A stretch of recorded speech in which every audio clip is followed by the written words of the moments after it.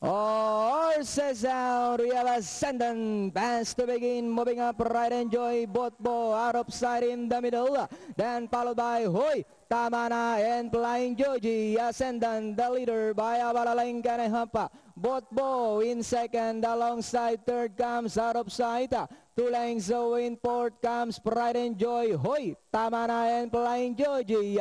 They swing into the back. Ascendant goes on by about 2 lengths. Out of sight now to take second. Botbo drives back in third. 5 lengths in fourth. Pride and Joy. Hoy, Tamana, and Flying Joji. And it's still Ascendant in full flight. This time by about 2 lengths.